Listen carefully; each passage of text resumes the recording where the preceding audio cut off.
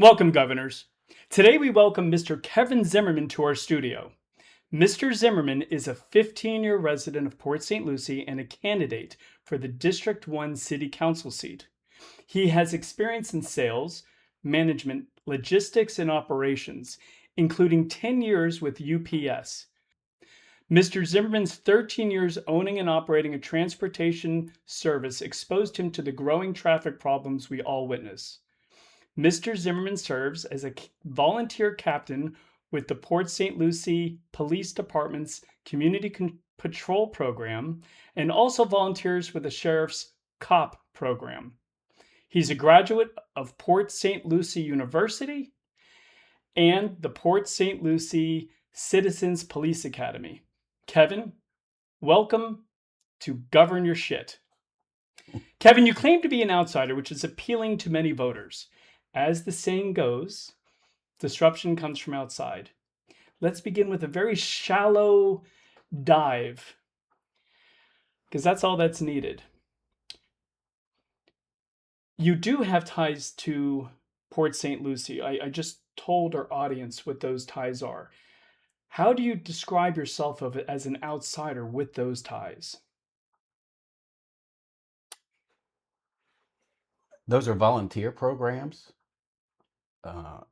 My connection is primarily with the volunteer coordinator. I have no access to those offices. For example, if I go into the City of Port St. Lucie Police Department and I want to talk to somebody, I have to go to the phone and say I'm here to see so and so. I don't get run of the building. I've met the chief, have not sat down with him or had any kind of personal conversations. I have no personal relationships with anybody there at the police department or the sheriff's department. I've met Mr. Del Toro. I met him when he was the chief of police, so he would know my face because he attends volunteer. They do a once a year appreciation party or luncheon, if that's what you want to call it, and he'll show up and speak and shake people's hands. But I have no personal relationships with anybody at either of those departments. Mr. Zimmerman has not been provided with any questions in advance, and he has brought his own camera to record this as well. That opportunity is afforded to all the candidates that elect to be interviewed. Okay, Mr. Zimmerman, some questions about your YouTube post of about 2 weeks ago. You stated that you wanted to bring common sense and independence and accountability to City Hall. Do you recall that? Mm-hmm. Okay. Independence from what and from whom? Who are you seeking independence from for City Hall? I think the best way to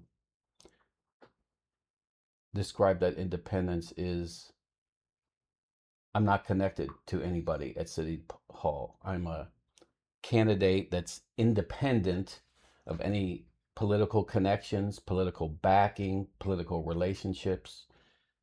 I'm just another person in the community. So you're really not making reference to City Council as an institution as receiving independence from Tallahassee.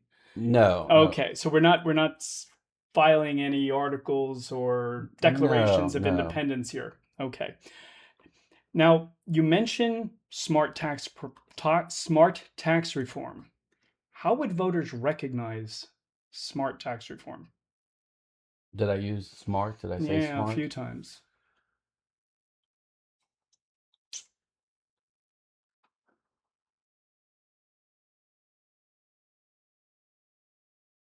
Would you like me to clarify the question? Yeah, would you please?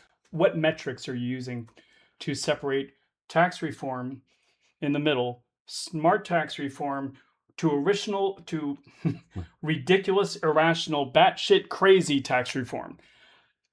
I don't understand what the modifier smart tax reform means.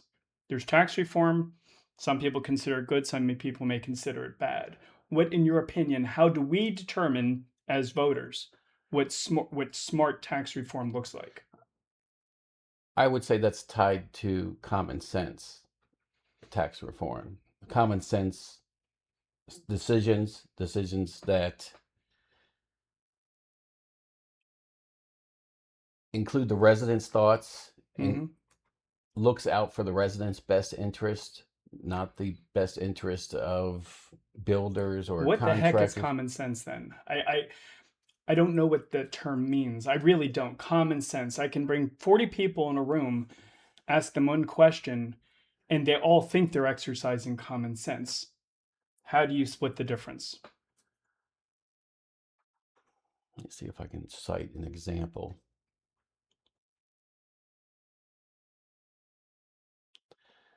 I'll use traffic because that's what I'm very familiar with. Uh, I will say drive up on an intersection and I want to turn left. The light is red. I can see a half a mile down the road that there's no oncoming traffic. So why wouldn't that red arrow flash yellow? We have a known traffic problem in the city. So common sense and smart decision would say, why don't we make that arrow flash yellow or just disappear so I can make that left turn and keep traffic moving rather than sitting at a light for no reason when there's no traffic coming, when it's very obvious. You can see there's no safety issues. You can see a half a mile down the road. A good example is Crosstown in Sandia. I live Hmm. over in that area, and you hit the light at Sandia and you can see a half mile down the road. Even if there's a car waiting to make a left turn in the other lane, you can still see past that car, Well, that and the light just applies sits there. that applies very well to civic engineering. I'm with you on that. I'm assuming there's some kind of cost associated with that luxury, that those lights need to be adjusted, modified, otherwise they would already do what you're suggesting. And there are intersections that have those lights and they're cool. How do we apply that to something as nuanced as tax reform?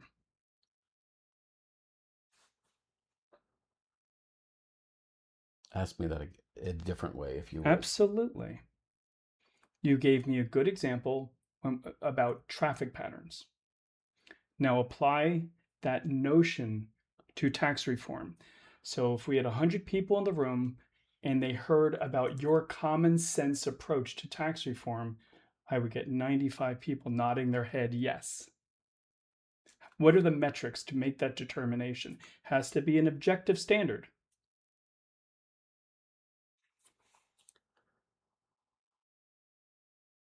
I have to think about that. I'm not sure how to answer that question. I appreciate your honesty. Now, you also mentioned special interests in political circles. Specifically speaking, that's a strong allegation. Who are these special interests and political circles that have been influencing city races for years? Who are you talking about? Put an address to that.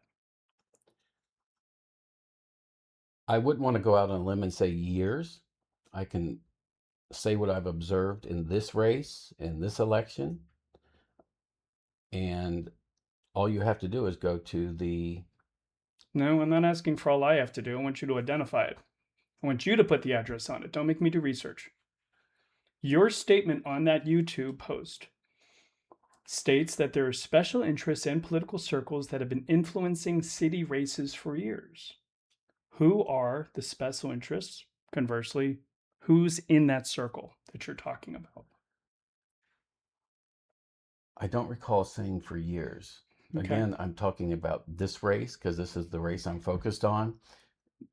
Well, Where I started was with campaign reports, and I can see, and anybody that wants to look can see that. I don't know if I should use names or. that's entirely up to you, sir. Well, it's the truth, and I'm stating facts. You can go, for example, to Eric. I don't know if I'm going to say this properly. Rankenis. I have a hard time saying his last name. He's had donations made to his campaign from the mayor, from the city council person whose race he's in. And this was all done back in November of last year. So, in my mind, common sense would say if I really want to elect the best candidate, why wouldn't I wait to see who's in the race and then evaluate each candidate based on what they bring to the table. So is he So serving as a special interest, or is he serving in one of those circles that you referenced? he sits on the Planning and Zoning Board. Answer my question directly. Is it the circle or special interest? The circle, I would say the circle. Okay. He's in that city hall circle. He Can sits you on can you give me an example of the special interest you're referring to?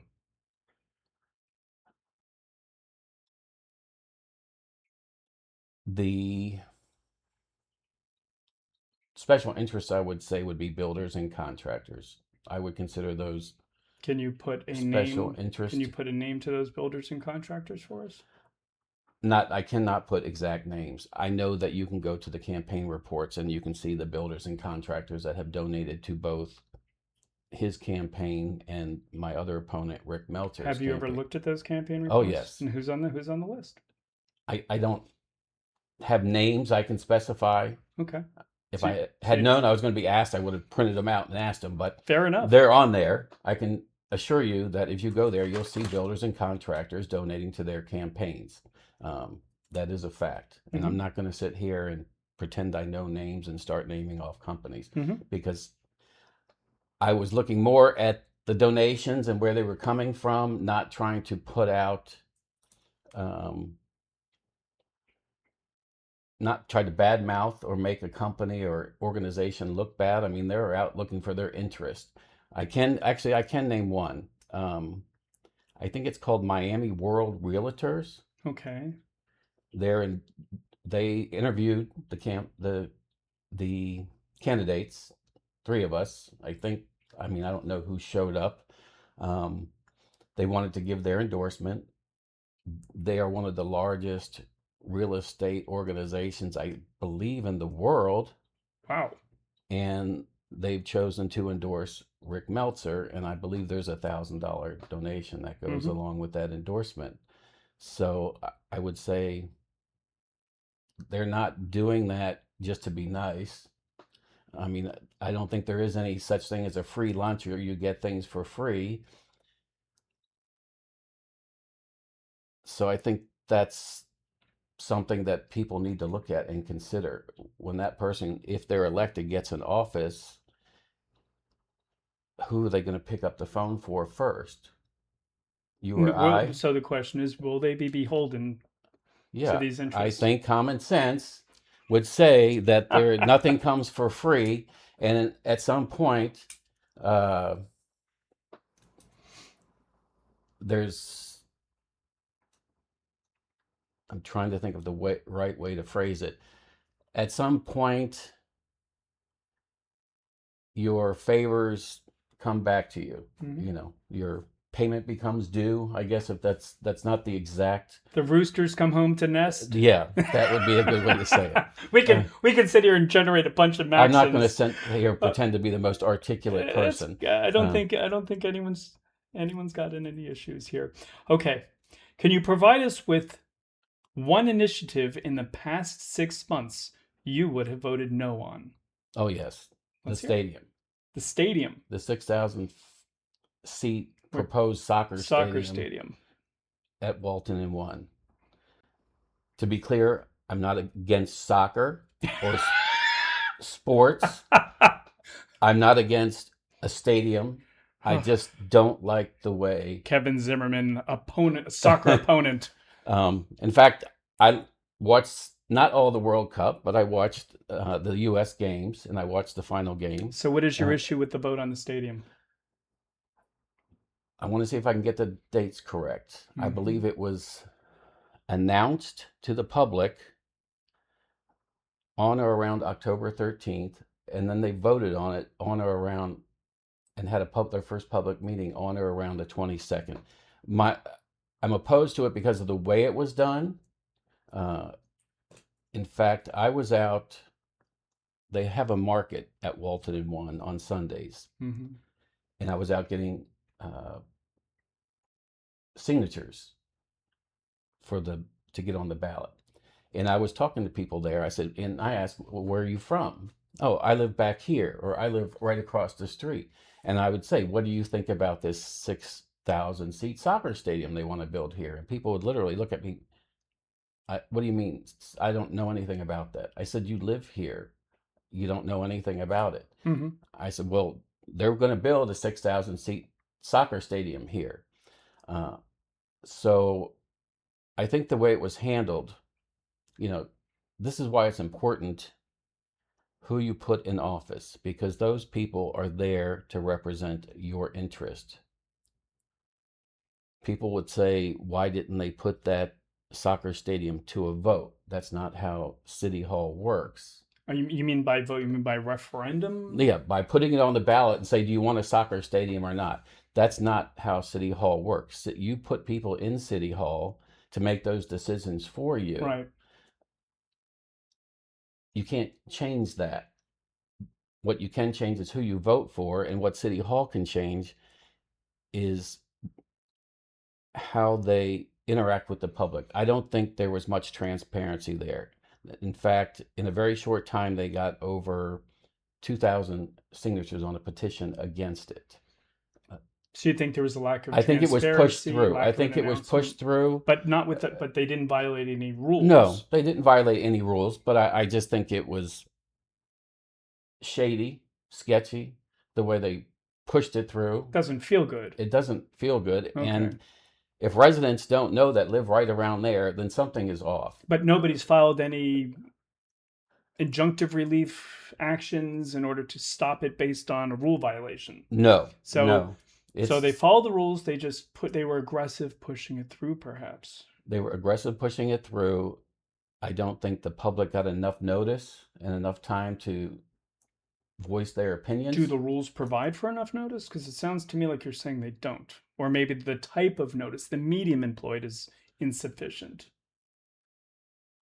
Because I'm guessing it was published in a newspaper or something. Yeah, I think everything is, public notice, but it's like a piece of real estate on the corner. Who really pays attention to that public notice sign until you see what's being built there, right? That's just human nature. Sometimes then it's too late. And then it's too late. Right. But something that's going to affect the neighborhood like this. You want them to go on Twitter or Facebook or something and put an announcement? And not everybody's on social media. So how do you reach them without using automated phone call dialers that everyone hates?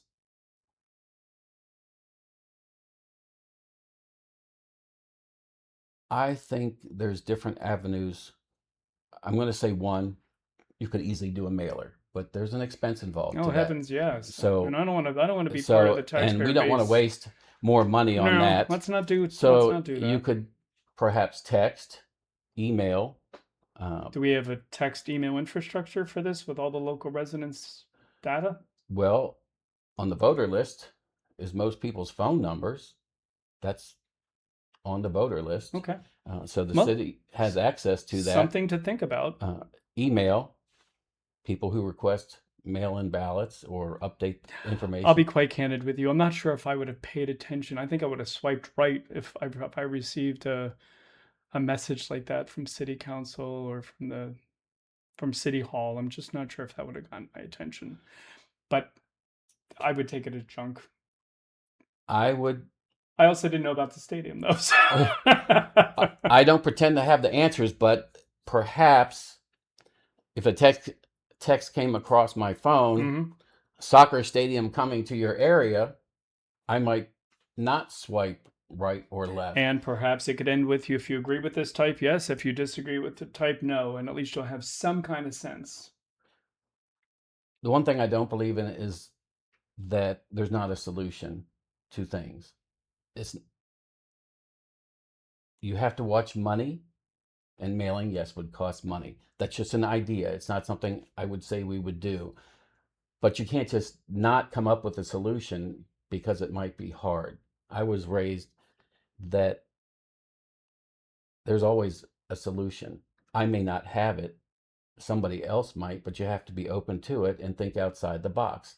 And I think there could be a little bit more of that thinking outside the box kind of mentality at City Hall. Well, disruption comes from the outside. And if you have the old guard in there, they get settled, they get used to their ways, and sometimes that does occur. So that old saying, disruption comes from outside, does hold merit. I like the idea. Now, you advocate for more, as you put it, career path employers in the area. Do you remember that statement? Career path employers. Yeah, not so much. Okay. Let's talk about housing affordability. You focus on that. Certainly, we know it's a major issue in our community and in surrounding communities. Now, the notion of affordability clashes with the tool of impact fees. Do you agree with that? Yes. Okay. Many argue that these infrastructure improvements should be a prerequisite to the development. Do you agree with that? Meaning, first you got to put in the sewer, then you can put in the community. Yes. First, you have to widen the road, then you put in the school. Yes. I absolutely agree Okay. with that. Now, if we're talking about affordability and we're talking about infrastructure development and we're talking about impact fees, do we recognize that the developer is not going to be paying for those impact fees? They're just going to give them to the new home buyer, which then reduces the concept of affordability. Meaning you can't have it both ways. If you're going to have a $25,000 impact fee on lot 16, right? Yes. That lot 16 is no longer as affordable as it was yesterday. Because a $25,000 impact fee means a $25,000 increase in purchase price, right? Right. Which then goes to the impact fees project. How do you reconcile these two goals? That's a valid argument. Give me the conjunction, but But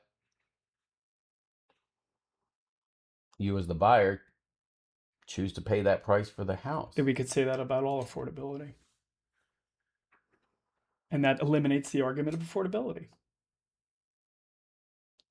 If you want to live in Port St. Lucie, you better come to the table with $400,000 to buy a $375,000 home.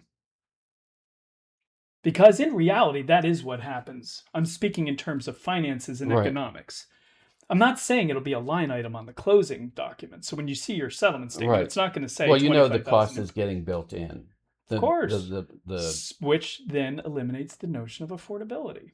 In fact, some people even argue artificially increases it. So why do we have all of these communities that got shy, avoided these impact fees? Now they're hitting. Now, if you want to come, now it's our backyard. Now we're going to hit you with these impact fees. explain that to me. You said they avoided impact Yeah, fees? if you lived here for 20 years, you're not paying any impact fees for a new home. But you're still enjoying the benefits of those impacts, right? If that road is widened, you still get to go on the widened road even if you lived here for 13 years, 15 years. So how do we reconcile two important things here? One is affordable housing. Housing is Okay. expensive, right? Yes. Okay. New construction is offensive. Expensive. That was funny. Okay. How do we reconcile the notion of affordability with what many will argue, the need, the demand, the absolute requirement for impact fees? Because we're theoretically overpopulated when we consider the current infrastructure. How do we reconcile those two concepts? I don't know.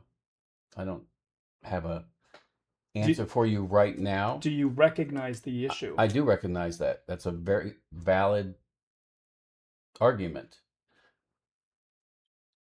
But I wouldn't let that stop me from trying. Trying to do what? Make housing affordable, do something. Well, making housing affordable, the only way we can make housing affordable is by building moderately low cost housing. Now, there's plenty of houses in this community that are extraordinarily expensive and they're gorgeous. And I think they're wonderful for those that live in them. Absolutely wonderful. But every new home buyer gets hit with those impact fees. I believe there is, I don't know if it's the right word is agreements or built into some of these new home developments or apartment complexes that X amount of properties or homes be set aside for city workers, first responders, low income people, that a certain amount of these properties are set aside for those people. Let's talk exclusively about the middle class. Do we recognize that if your home is hit with this impact fee, and the value of X I'm using is $25,000, it could be anything, Right. that new buyer is paying that extra, that artificial increase, They are. and I wouldn't argue with you. and on in that. many cases they're financing it, so they're even paying interest On top of that. on top of that. So it's really not $25,000. The bank is paying $25,000. They're repaying the bank with a little bit more. Right. Okay. How do you reconcile one cause, which is keeping these houses affordable, with the second is we need money for infrastructure? Which is more important? Because you're not going to have it both ways.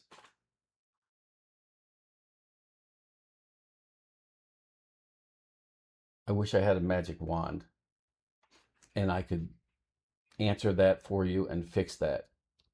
It's a valid argument. I wouldn't let that stop me from trying. Maybe I'm not smart. Maybe I'm not smart enough. Trying to what? What are you trying to do? Did you use the word balance that? Yeah. I'm probably not the person. I'm probably not smart enough to figure out the answer to that, but I bet there are people that can. Either way, that impact fee is going to increase the cost. It is. So I mean, we could probably bring Sir Isaac Newton into the room, and I don't think he'll be able to resolve that issue. Well, I wonder if there's not some kind of offset. All very sound questions. But then if you're offsetting the impact fee, let's say on taxes, somehow, somebody's still making up for that write-off. Well, we get already a lot of money from the state. Which is still our money. For roads. Which is still our money. Somebody is still cutting that check.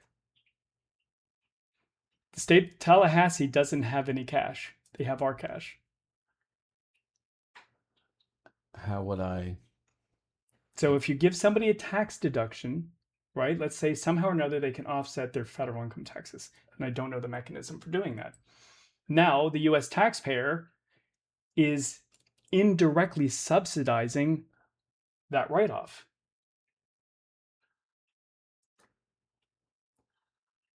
I'm thinking more from the aspect, if you're getting money or a grant from the state, obviously a taxpayer paid into that.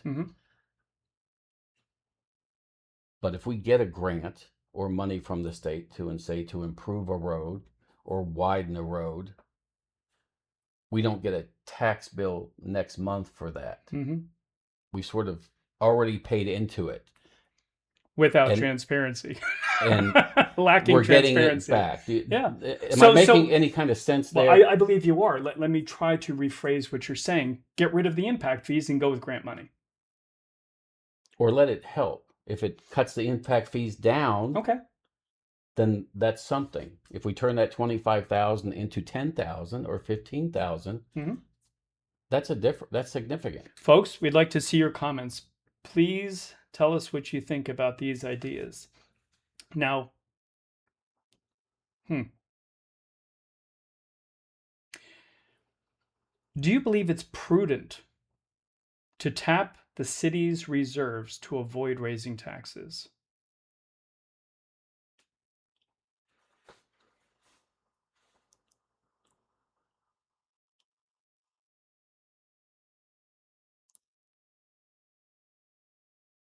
As a temporary measure? Once those reserves are tapped. Are we talking about Amendment 3 or once those reserves are tapped, they don't just grow back.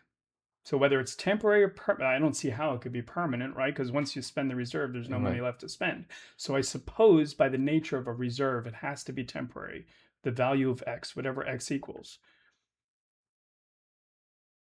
So do we use this? Wait, I say we. I'm saying the residents of Port Right. St. Lucie. Do we tap into the reserves, making it or whatever reduction that leaves in the reserves or zero number to avoid raising taxes? And Oh, then there's nothing left. is this in reference to Amendment 3? It's in reference to whatever you want to make it in reference to.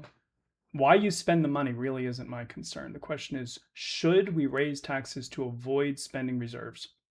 No, no. I think Leave the reserves?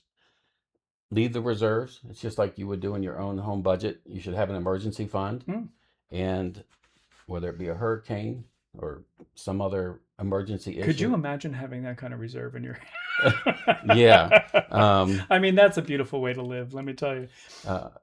But I'm not for any kind of tax increase. I believe there's waste there. Could I put a finger on it right now? No. But that's why I've said since I started campaigning, the first thing I would advocate for is a line by line audit. You can call it a forensic audit of the books if I'm elected, and then see what's recommended. You know, they came in and found, I believe it was $42 million in waste at the county level. Okay. When they, Mr. Blaze, I don't know his full name, came in and was auditing the counties around the state and finding all this waste. I don't think it's just the counties. I think there's a lot of waste in the city. And we've had people in office now for 2 and 3 terms. And I think it's easy to get complacent. It's easy to just go with the flow. And would you support term limits? Yes, absolutely. For city council, for mayor, all the above? For all the above. All the above. And how many terms should somebody be allowed to serve? I think 2 terms, 8 years. If you can't make a difference in 8 years, then you're probably not going to make a difference in another 4 years. I think 8 years is a good number. If a proposed development satisfies every legal requirement, but our neighbors living nearby that development proposed site oppose it, and their opposition is reasonable, how do you decide who wins? You don't. Well, you're voting. You have to. This is your job. Well, it's not about being a winner. Go on. Is if you, like you said, they've done everything by the book. That's the idea. Then City Hall developer wins. City Council has no say-so over that.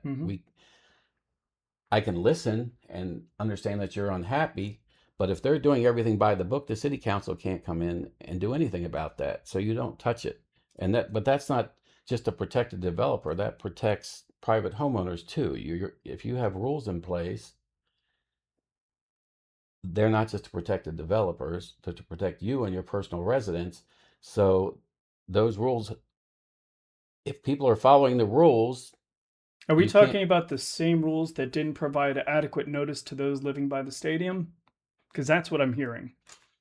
I'm hearing some people may need to change the rules because they didn't receive adequate notice to learn that there's a stadium going in their backyard.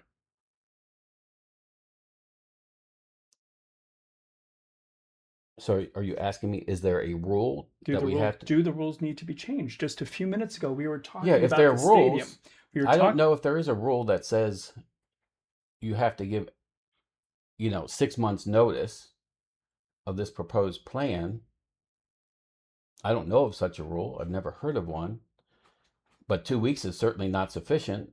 So just perhaps maybe some of these rules should change. So some of these rules probably should change. Yeah. But when it comes to development, if you want to put a fence in your yard and you follow the rules and you get permits, the neighbor may not like it. You want a white fence, they want a wooden fence. You're following the rules.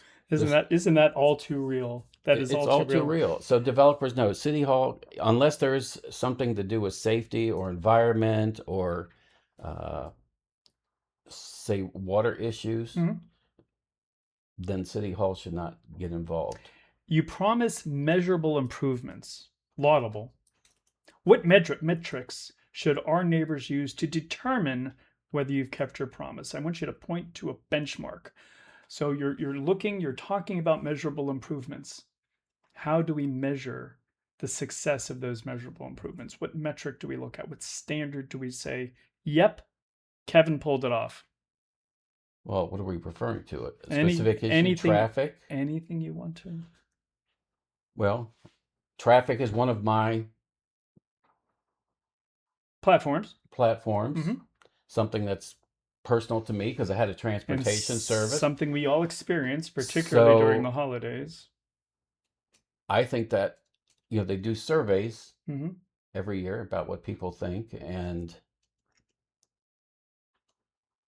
I think if at some point you can't, you should be able to show that even if it's just 10%, you made a 10% improvement in traffic flow, Okay. No, then that would be, that's a benchmark. that's a benchmark. Yeah, absolutely. Again, I use the expression, you're not going to wave a magic wand, Mm-hmm. but I think you can let the public know what you're doing. For example, intersection construction. Okay. Is it on schedule? Is it being, is it on budget? And then once it's complete, did it accomplish what you wanted to accomplish? Did it improve traffic? Did it make people's lives easier to get around? I think that's something that's measurable. People can see a difference. You don't really need a measurement. They know when they go out on the road, they know, hey, this is better or it's not. So I think if in 4 years you can't get at least a 10% improvement in traffic, then we're not doing something. That's fair. Now, do you believe that there's current conflicts of interest in the realm of city council? Current conflicts of interest. Let me Are sharpen you let me asking? sharpen that pencil for you a Okay. little bit. Can you point to one vote where a council member should have recused themselves? No, I can't point to a specific vote. I think it's just hard. I'm just a regular guy, and it's hard for me to look at things that go on at City Hall, to look at the building and the things that are happening. And that soccer stadium is a good example Mm-hmm. of how that was not done. I don't feel it was done, and I think most people like me who are just everyday people out there trying to live their lives and pay their bills and go to work would agree that that was just kind of shoved through under the radar, so to What speak. is the objection to the soccer stadium? Why are people so passionately against it? Noise, traffic Noise from vehicles. I from the mean, stadium. from the It's an open stadium. air stadium, Okay. and They don't there's want to. residents right that surround the whole area. It's Mm, not like Clover Park okay. where, It's half further the out. area is commercial around it, and then there's a handful of residents around it.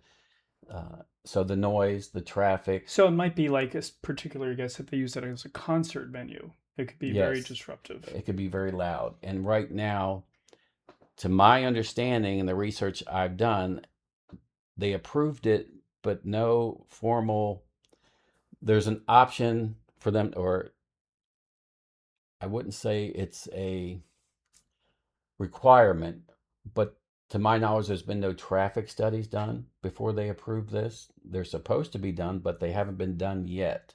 Um, Are they supposed to have been done yet?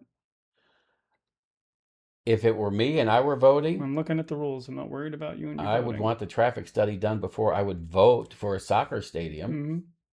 Mm-hmm. Uh, I don't know if it matters if there's a rule. If I'm on the city council, rule or not, I'm going to demand a traffic study before I make a decision. I'm going to want to know about noise levels. I'm no noise expert on decibels, but I want to know, how the noise is going to affect the surrounding area. And I actually did do a little research on my own, and there are ways to make open air stadiums to kind of control the noise. They've done it in a couple other stadiums around the country, something to do with how they place the seating and arching of the roofs. There's things that can be done. And I did the research with the help of AI, I won't lie, uh, and found that there are things that you can do to lessen the noise. And I sent that off to City Hall. I said, while you're considering this stadium, if you haven't, I would suggest you look at these before they build, because they may want to incorporate these things, because every single city council member voted for it. But it hasn't been built yet. So it's not too late for them to, show this to the builders and say, hey, look, can we incorporate these sound things to keep the noise down? Because that's a concern to residents. Do you think that's going to increase the cost of the stadium? It might.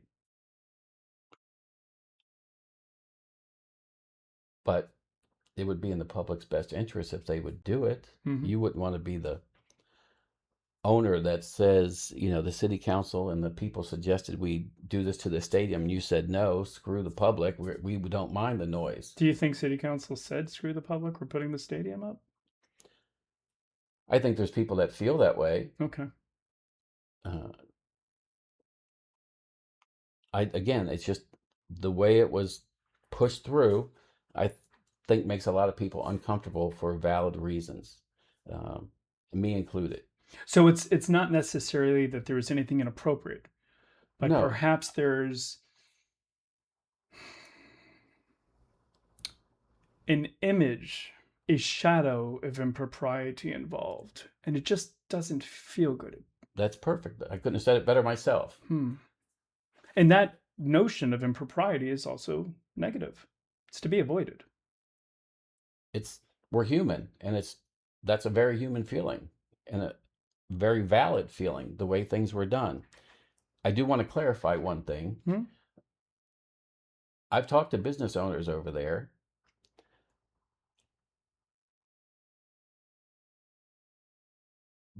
A lot of them are happy about the stadium because it's going to bring people to their business. And I understand that argument. So we're talking about restaurants, bars, things of that nature. But there's some local shops over there that want the influx of people to help their business. Sure. And I understand that.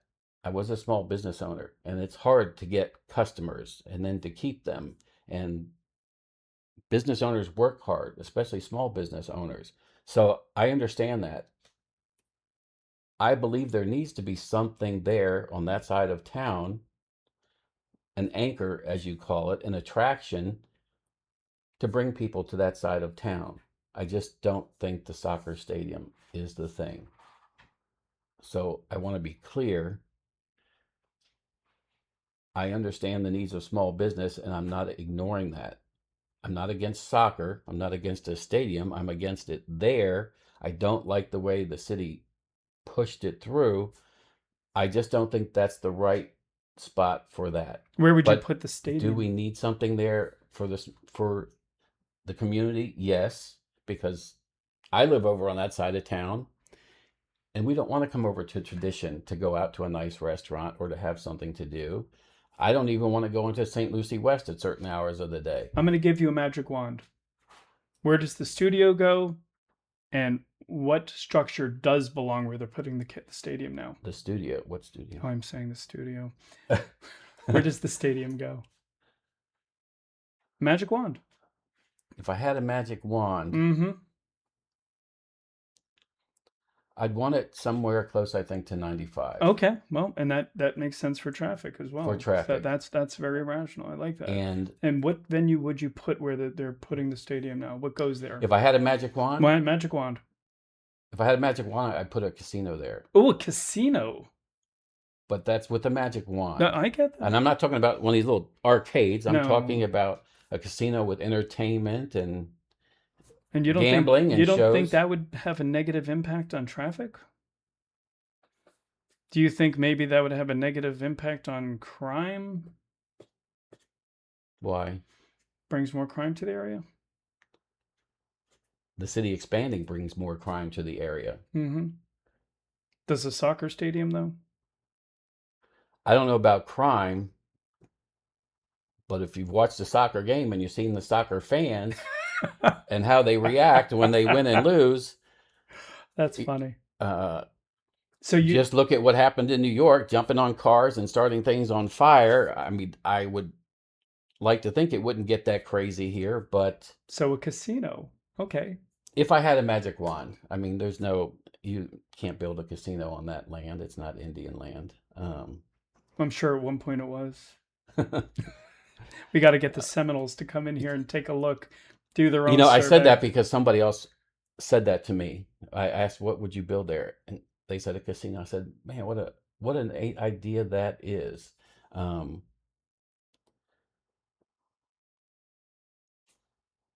I when I moved here from Palm Springs, California, Okay. and from my home, I could go 10 minutes this way or 10 minutes that way and be at a casino. Hmm. And I didn't think it brought crime in. And if I wanted something to do, I could go to the casino, I could eat, I could watch a show.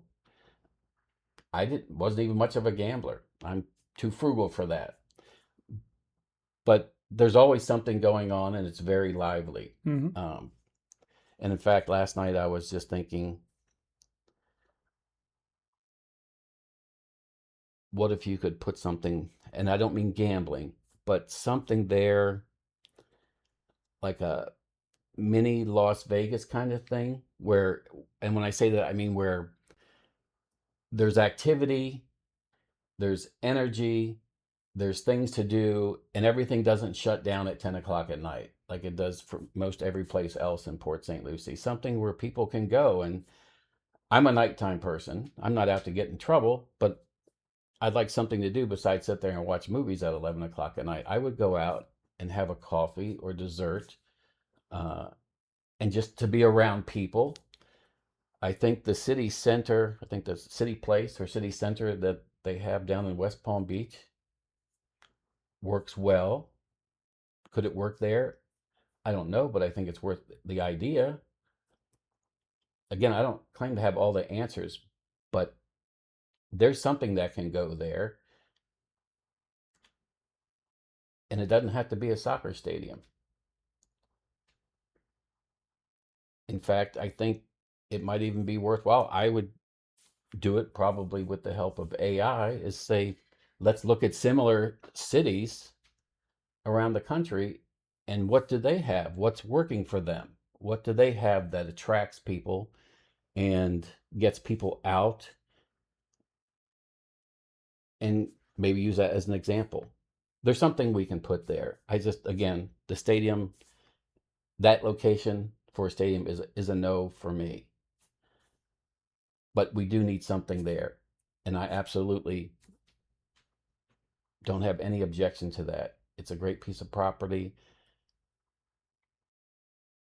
Do I know exactly what? No, but I think you put a few smart people together and get some influence from the city, we could figure out something. If you were to hypothetically speak to some of the residents around there, what do you think they would favor? Green space, the current parking lot with a little bit of green space, or a casino or city walk of some kind? What do you think they would want? I think they would want something that's not real noisy, for sure. I think people are okay with hotels and some shops and some nice restaurants. In fact, I shouldn't say I know people on that side of town would like to have some nice restaurants so they don't have to go to Stewart or they don't have to go to Tradition or they don't have to go to St. Lucie So West. another heart of tradition type thing? Sure, why Sure. not? On our side of town.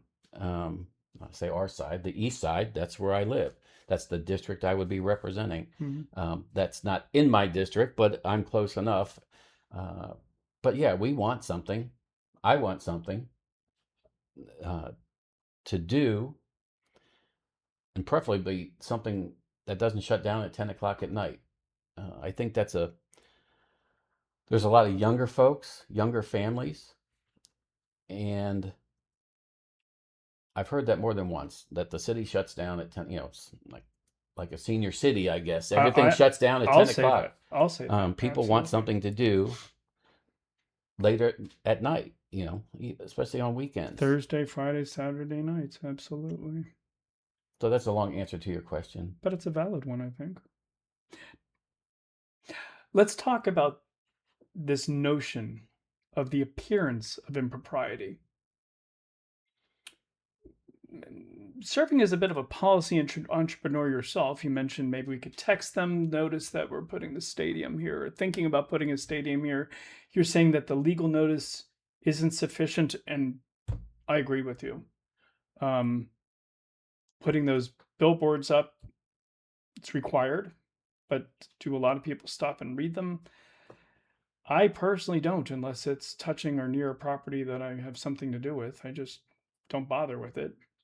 Those announcements and the notice of hearings and all that stuff. You also mentioned maybe we could send out emails. If you reach the city council, what are you going to do? To reach people? Hmm. Is To that what you're change asking? it, to give them more notice. You're now a city councilman. Congratulations. You represent District 1. What are you going to propose to change the rules? So the One thing stadium I doesn't have to think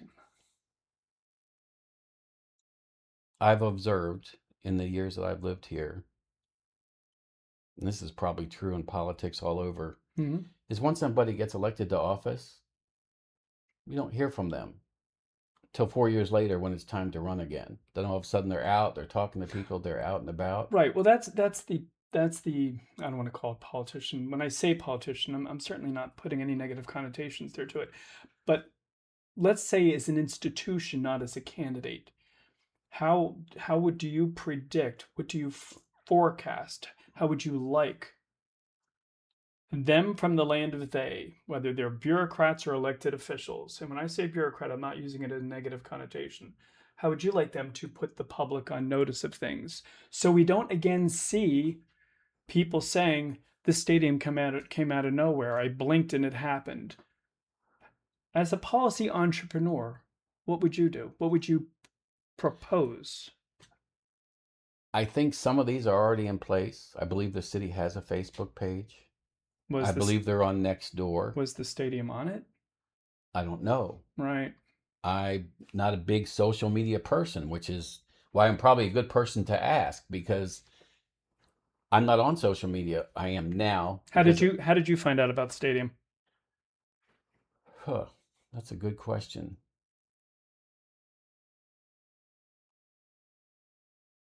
I think I might have saw it on something on Facebook or on social media. Okay.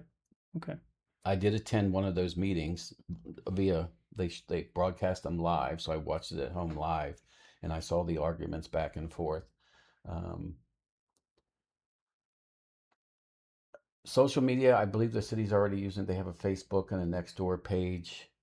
They have their website. I was thinking before you asked, as the city council as a whole, I was mentioning that people get elected and you don't hear from them. I thought, if I'm elected, I would keep my Facebook page active and be out there, you know, maybe not every day, but once every week or a couple of weeks, saying this is what's going on, hopefully building up a following, encouraging people to, talk to your neighbors. This is what's coming. We're thinking about a stadium. Talk to your neighbors, let people know, people that are not on Facebook or on social media. Public service announcement. I don't know if something like that could be done as a public service announcement, but I think it's worth looking into, thinking outside the box. You're not selling anything, you're making a public service announcement. So could that be done on the local news? PSA. Radio, could a PSA be done that didn't cost? Public service announcements, I believe, don't cost any money. That's why they're public service announcements. So could that be done? I'm just thinking outside the box. Mhm. Again, I was always raised, if there's a will, there's a way. So again, in a short period of time here, I'm just throwing ideas out there. I think we can do better. I think the city can do better. Let's talk for a few minutes about Save Our Homes. We can all agree, I would hope, that if that initiative passes, there's going to be a budget crunch. Do you agree to that? When you say save our homes, are you referring to Amendment 3? Mm-hmm. Is that what they're calling it now? I know they're trying to change it. It's in court. They're trying to change. Change the name? They're trying to change the way it reads on the ballot. Oh, I don't know anything about that. Let's But talk. Let's You're talk talking about about Amendment 3, right. Let's talk about the financial impact. Counties are going to be capped, right? capped at what? What? The same amount of revenue is not going to be coming in Right. to City Okay. Hall. What do we do about that? Well, that's where my line by line audit comes in. Forensic audit comes in. Okay. Now your forensic audit results in a deficit of $25 million. How do we fill that gap? Got to cut it from somewhere. No, But it would not. whoa, whoa, whoa, whoa, whoa, whoa, whoa, whoa. Got to cut it from somewhere. That's obvious. But it won't be police and fire, Okay. as they are out there. Let's not talk about where it can't be from. Let's talk Okay. about where it could be from. What are you going to cut? I think it would be irresponsible of me to just start throwing out departments or Well, I'm not saying we throw areas. anything out. I'm saying we've known this problem is coming for quite a while now. Presumably, you've had time to look at it and think about it. Okay. Now, we know $1 can't be spent twice. Right. So if you have $1 and you're limited to that $1, something's got to get cut. Something is going to take a hit. You can't maintain the level of service with less money. In fact, if anything, one would argue the inflation alone causes an increase. What cut? What gets hit? What gets hit with that? Again, I think you're asking me, like, do we go into the I'm asking for real numbers. I'm asking for a real location. That's what they're asking for. Because a lot of politicians, candidates are saying, well, we got to take a look at the budget. And we're saying to ourselves, how long have you been running for office? Can we go to City Hall right now and look at the budget? When are we going to start thinking about this? Are we going to wait for it to happen and then panic and then, as they would do in the Senate, issue a continuing resolution to make this go because we don't feel like addressing it? We don't want to punt it down. What are we going to do about this? Revenue is cut. Are we going to raise taxes somewhere else to make up for that? Are we going to reduce services? I can't see any middle ground between those. You cut taxes, you have to raise taxes. You have services, you either maintain the services or you reduce the services, or a combination of both.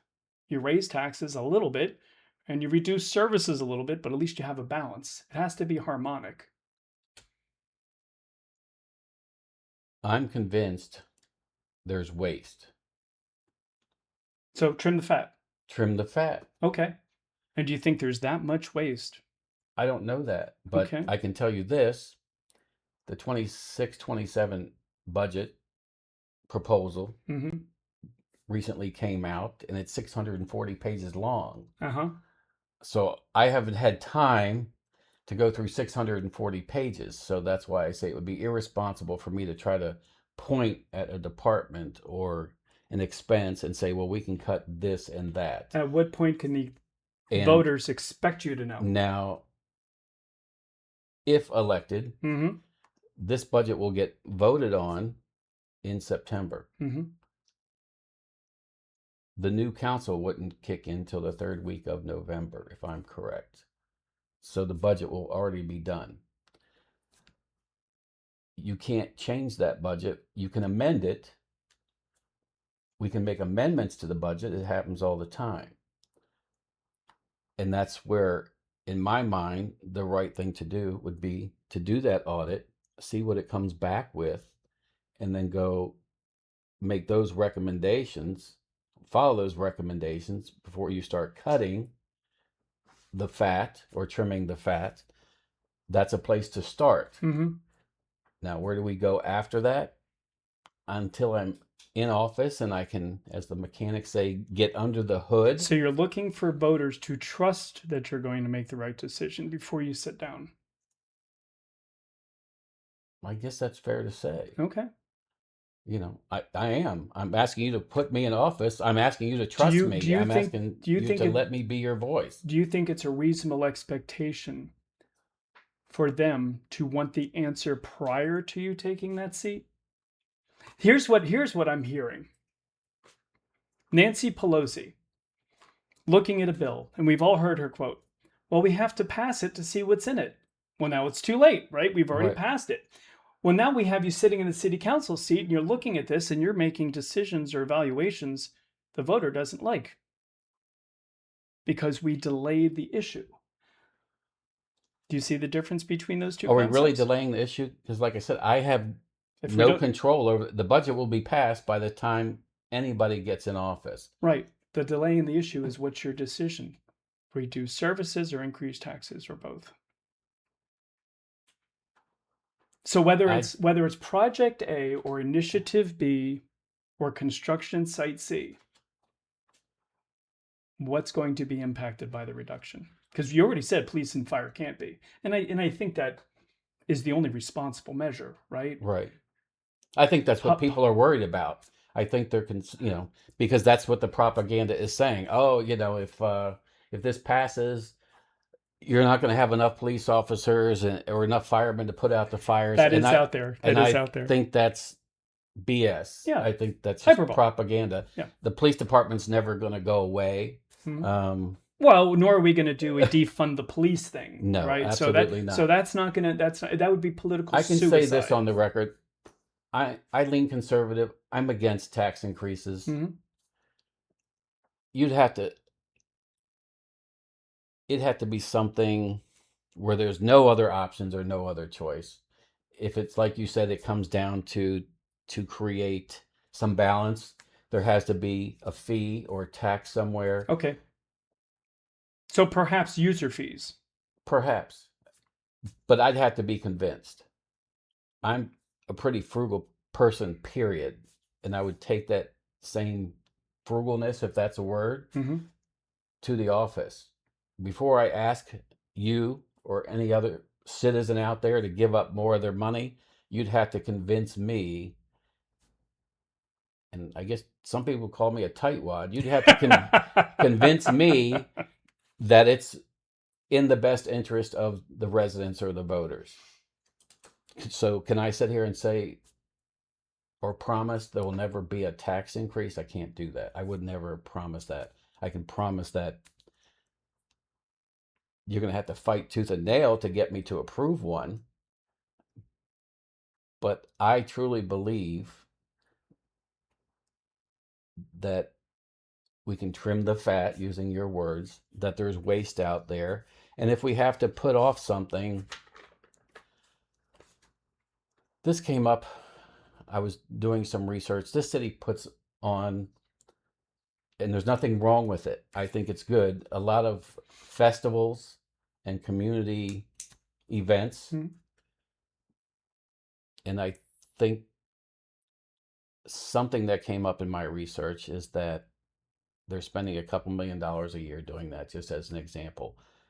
I'm not against festivities and festivals and cultural experiences, but that may have to be something that's cut back. Maybe limit it to major events, get more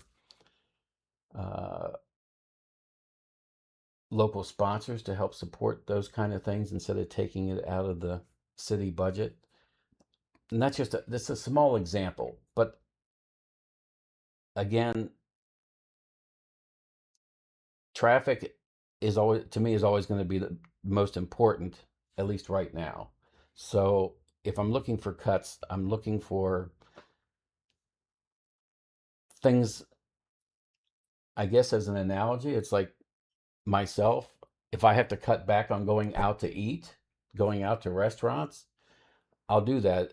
So I guess what I'm implying is that I think there's probably cuts that you could make that aren't going to affect people immediately. So more discretionary in This, nature. that's a good word. Thank you. Yes, that's exact way to put it. Discretionary cuts, nothing that's going to hurt people on the surface. Maybe it's something we wanted, a new park or Well, something, but we put that it off. always hurts people on the surface because when we have discretionary funding cuts, wherever the funding was going to does get hurt. Well, if we put off, as just an example, a new playground, Mm-hmm. that's not going to make people in that community happy that we're putting it off. And all the construction workers and suppliers aren't But going to get paid. I bet it'll make the taxpayers happy that they don't get a tax increase. And I would say that outweighs the struggle is real. The struggle is real. So Yeah. it's a good question. Those are good questions, and I appreciate you asking them.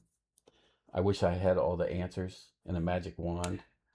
To be perfectly candid, I don't think it's possible to come to this table with all the answers. If everyone had all the answers, we wouldn't need to be here. We're here to ask the tough questions. Perhaps some questions people don't anticipate. And I bet people out there, and I feel it myself, I might be struggling a little bit because I don't want to mislead. We talked about this. I'm a thinker. Sometimes maybe I overthink, but I think that's important. I think you want people in office that take the time to think decisions through. That just don't make decisions off the cuff. Let's go with the softball question. You don't have to do that. No, I want to do it. I want to do it. Trash pickup. Maintain 1 or go to 2. Which do you support? Neither. You want no trash pickup? No. Actually, if you go to my Facebook page, I did a post thinking outside the box. Okay. And it's been done because I researched it. Mm-hmm. And I think FCC, who is our trash pickup in the city, is already doing this in other cities. And again, this is just, I'm not saying I'm going to do this. It's just an idea, is a once every 5-day pickup. So you actually get 2 extra pickups a month. But you have to count the days instead of knowing which day of the week. Yes, for God's sake. Yes, that's the reaction. That's the reaction I've gotten. Oh my gosh, I got to remember what days now. Yeah. I got to take out the trash. I know it's a lot.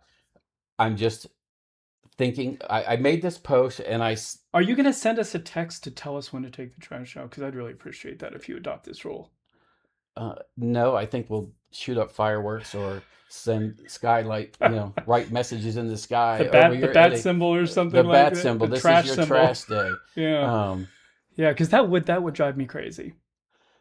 I'm just trying to think outside the box. I applaud you for doing it, but I couldn't handle it. I made this post because I wanted to get feedback, and I just wanted to see how people would react and let them know that I'm willing to think outside the box. Mm-hmm. Now, I live with myself and my 2 dogs, and once a day works perfectly for me. I mean, once a week. I'm sorry. If you have a family with 4 or 5 kids, or even if you're just a couple with a lot of pets, I have a neighbor, got 5 or 6 kids living at home, and they put out 4 or 5 trash cans every week. I can understand them not wanting the smell and the bugs and the flies. And particularly if you have to keep, in many HOAs is the case, particularly if you have to keep those cans in your garage. I didn't know HOAs made. I don't live in an HOA. I know they're very strict. But in the city, you have to keep them out of your front yard and on the side of your property. That argument, though, does carry a lot of weight because people don't want the trash sitting in their garage. So there's 2 sides. So you're like not there is to everything. I don't want to pay more. We're already most everybody feels they're paying too much because when they transitioned from Waste Pro over to FCC and the cost went up and the service went down, Right. everybody already feels they're paying too much. And it's going to increase again this year. The cost of trash pickup, I think, went up by $47 or Hmm. something. Um, do I want to pay more? I don't put out that much trash. No, I don't. It's valid. The neighbor across the street with 5 kids, or the HOA that doesn't want people don't want to store trash in their garage, it's valid. So what do we do? Again, I don't have a magic wand. I'm not going to sit here today and pretend to have the answers. Is it possible that they could request special pickups? Um, be on a route, like a route Or just where put up a QR code, and if the truck doesn't pick up the QR code, you don't get billed. that's an interesting I'm idea. just made that up. I'm not suggesting Well, anyone do it, but it just came to mind. So if they drive by the house, there's no QR code, but that's what thinkers you don't do. get charged. Next, you go down to the next door neighbor, and unless somebody puts their trash in your trash can, even if you move the location of the trash can, the QR code goes with it. That is an amazing idea. Okay. I never thought of that. But that's why Okay. you Well, get thinkers together. if you employ this idea, I expect a quarter at Some least, sort of royalty or something. some kind of royalty. Yeah. Okay. Well, that's what I was trying to think of is how would you, Well, they know when you go through a toll booth, right? They have some kind of reader that reads something from the land of somewhere. So maybe we employ some kind of well, technology. that just goes to my point. Mm. If there's a will, there's a way. It just means taking the effort, and the people at City Hall Something have to worth want to chewing take on. the effort. And so yes, I'm fully aware of both sides of the trash issue, and I can feel for both sides. And we do need to do something. All right, governors, we're back. We needed to take a little pause. I had to hydrate a little bit and didn't want to do it on camera.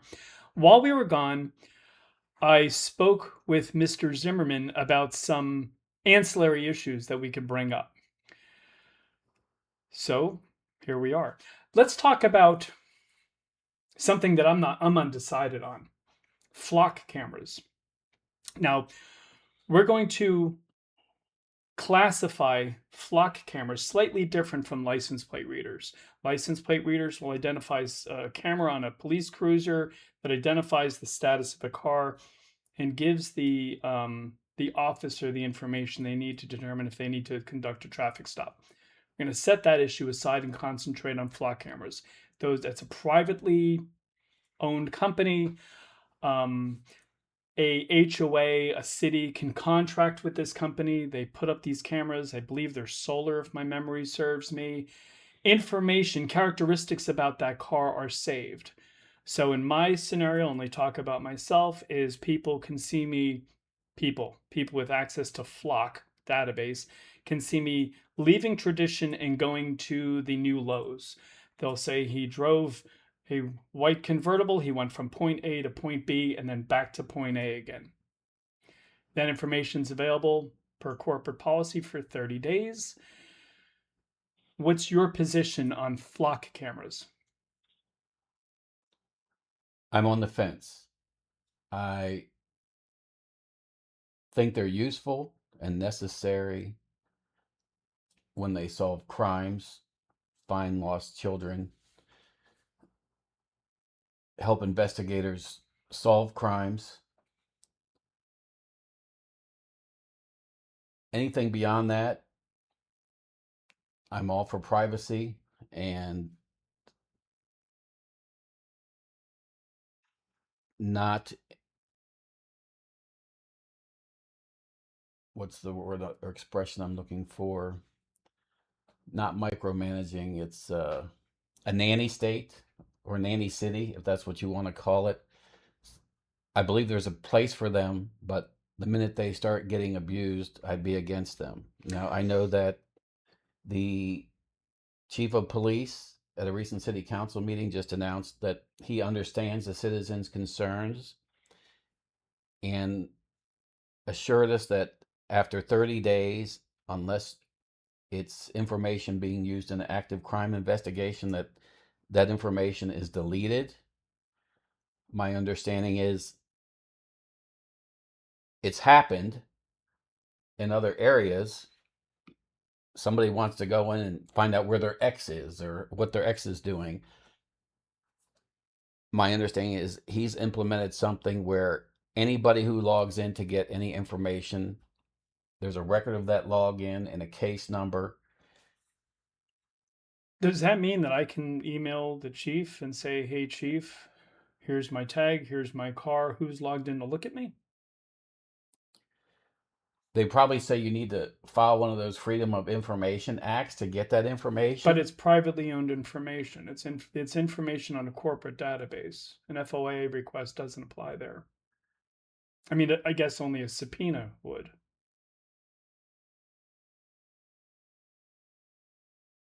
That's a good question. I am not sure if it's Well, should stored on a national database or a local database. anyone be able to log into Flock to see what's going on? No. Well, let's talk about this for a second, or a few minutes. There's absolutely, I don't want to go that strong. There is no reasonable expectation of privacy when you're on the road. Right. There just is none. Now, legally, you do take your homestead with you. The car is seen as an extension of your house. So you have protection from unreasonable searches and seizures and things of that nature. But identifying you as being, again, I'll use myself, as me being in my car with this license plate, with this car color, with these features of my car, there's no reasonable expectation of privacy. I'm not entitled to it. You and I decided to go into some major intersection, let's say on Port St. Lucie Boulevard, and just record. People might get upset by it. I'm sure people have seen YouTube with these First Amendment auditors. Right. The police maybe come out, and I think everybody in law enforcement now has seen these videos and realized, yep, he's allowed to be there. He's not, we can't, is it suspicious? Perhaps, but suspicion doesn't raise to the level of, did he commit a crime? Is he going to commit a crime, or otherwise commit a crime? So there's no reasonable expectation of privacy. Right. What's wrong with lock cameras?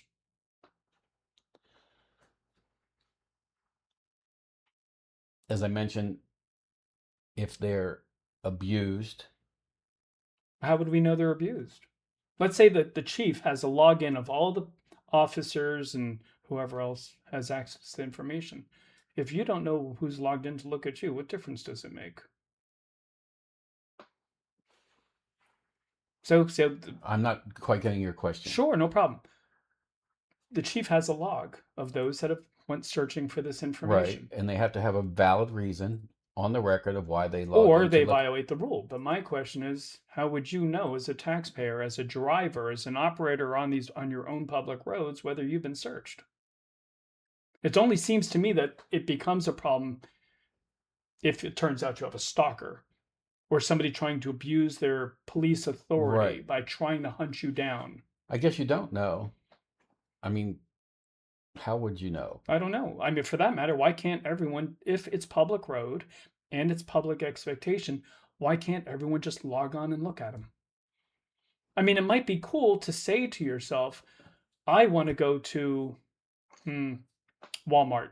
Yeah. What's the traffic like? Clickety click, snap, snap, snap. I am now looking in real time or nearly real time at the traffic pattern. But we already have that. Where? On 95 and certain highways. I don't take 95 to get to Walmart. But you can log in and see what the traffic is. Live cameras that can see what's going on 95. Let's do that with Flock. If we can do it on 95, certainly we could do it on Port St. Lucie Boulevard. Or Meeting Street or anywhere else. Wouldn't that alleviate some of the tension, perhaps? On the surface, you're asking me today, right now, I don't see a problem with that. Okay. I mean, I actually, because we're coming back to traffic again, but thought it would be kind of cool if there was a city app that you could open. If I'm leaving my house and I want to go to Walmart, that says in live time, there's an accident here. Don't go this way. My Google does that in my car, right? It tells me you're about to approach an accident. Why don't you take this? But how many people, when they're getting ready to leave their house, are going to open Google Maps and look at the traffic? Because they're just so used to doing it. I But agree. if an alert popped up, like those alerts when you get an Amber Alert or a hail warning that come by text message, If you uh, subscribe to the high traffic alert, maybe it's a good idea. an alert comes up and says, "Hey, there's an accident on, Hazel Road or Route 1 or How Tradition Parkway." how could I get you off the fence to make a decision to say I support flock cameras, I'm against them, and I want them removed? What information do you need to make a decision to get you off that fence? I need assurances that people's privacy is not being abused. But there's You mentioned, no reasonable expectation of privacy. let me clarify. I don't like the idea of a national database. Mm-hmm. I don't know enough, but I presume that this information stays local. Anything that's being recorded and stays on the record for 30 days is in a local database, not a national database. And Meaning somebody from Des Moines, Iowa can't access it to look at what's I going on. hope not. Mm-hmm. Okay. And I think as a city council person, if we were going to consider those, approving those, there would have to be something in writing that, hey, this is a local database. It's not to be accessed unless it's for maybe administrative purposes because an update or upgrade or something needs to be done. But then that person is logged out and has no more Or access. perhaps if a child is abducted, right? Right. Because you can easily see a parent, non-custodial parent, mind you, taking that child across state lines. Well, now it can't be regional anymore. It can't be local. Well, that would be an exception. That's But you'd exactly have what to we're saying. have That reasonable need. reasonable need. So outside of obvious abuse, I think they're useful. Okay. And I think it's not a bad idea to maybe have a way the public can log in and look at traffic. I thought not necessarily a good one. Uh, Let's talk about traffic circles. Now, a lot of people are against traffic circles, and I get it. I really do. Where we live in Tradition, it's at the end of Tradition Parkway, and I've said this publicly before. Prior to the installation of the most recent traffic signal towards the end of Tradition Parkway, historically there have been teenagers, I suppose, racing. A lot of noise, starting at Friday night, resuming in Saturday night, and it's obnoxious to the point that some people have questioned their safety just leaving the community, jumping on the golf cart and going someplace and coming back. Now, true, this doesn't start up until midnight, 1 o'clock, but Lord have mercy, it wakes people up. Absent that traffic circle, racing begins. Are you in favor of these traffic circles, oppose them, or given a specific set of circumstances, maybe they're okay? I think traffic circles are okay. I don't have an issue with traffic circles. And if you're somebody out there that cares about the environment and emissions, every time a car stops and starts, that's more emissions that it's putting out. Okay, I see So where you you're going. put a four-way stop intersection in and have 4 cars stopping every single time. The carbon print increases. So if you're an Yes. environmentalist, you're probably all for circles and against 4-way or 2-way stops. Mhm. I'm for keeping traffic moving, and I think circles does that. I think they've been replacing 4-way stops because it keeps the traffic moving, and I think that's a smart thing. The issue becomes with the users. But how do you control the users? You have people that have had their licenses for years that still don't use turn signals. They don't, when they're turning, they don't stay in their lane. They cross over 2 lanes when they were taught these things, or maybe they weren't, but they still make these mistakes. So are we going to stop traffic circles because a few people don't know how to use them or it makes them uncomfortable? I wonder if And again, I don't know exactly how you would do this, but I've always thought there needs to be, well, first, I think there needs to be some enforcement, and it may be asking a lot, and the police department may not like me out there saying this, but I think people, not ticketed, but awareness needs to be created. So if somebody, for example, is not using a turn signal, stop that person and give them a warning, create awareness, let them know they're being watched in the city. I mean, you can't control the entire state, but in the city, uh, stop somebody and say, hey, use a turn signal. I'm not going to give you a ticket this time, but you need to use your turn signal. Or I noticed you crossed lanes, you almost hit that car that was coming out. Or the city loves signs, so you could make a sign that says, when you're looking at it, there's 2 lanes this way and a guy might be coming out this way. So it's actually a diagram of to stay in your lane. They have the diagrams for the circles. Now, whether people pay attention to them or not, I can't, it's like somebody running a stoplight. I can't make them pay attention if they're distracted, which brings up a whole nother thing, Yeah. distracted drivers. So, All right. Well, but so to answer your question, you're I'm not against circles. I think they have a useful purpose and they keep traffic moving, and I'm all for keeping traffic moving.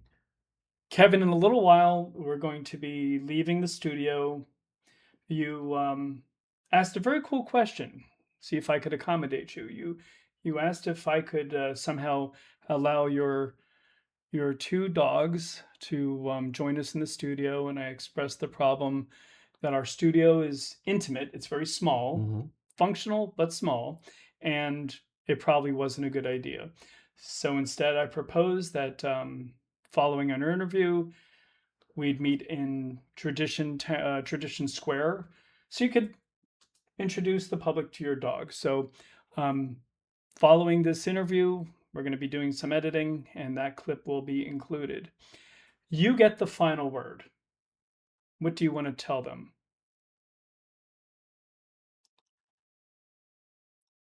Get to know me. I don't want to presume that you're going to vote for me. I'm asking for your vote, but I want to earn it. So take the time, get to know me. I'm on Facebook. I have a website, zimmermanforpsl.com. I can be contacted through either one if you have questions.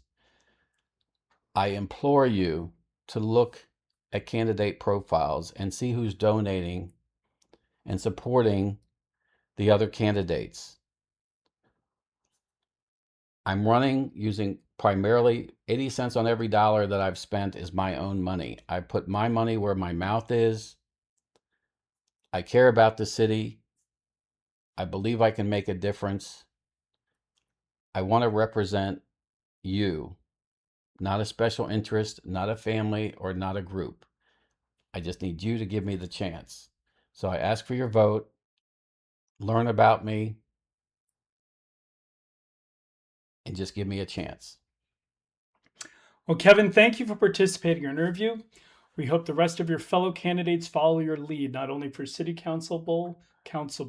not only for city council, but for school board. Best of luck to you.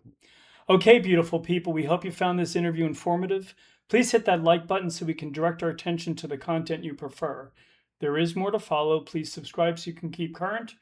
A special thank you to our producers. Without them, we're nothing. From everyone here at Govern Your Shit, we appreciate your support. We'll never take you for granted. Governors govern. So here you go.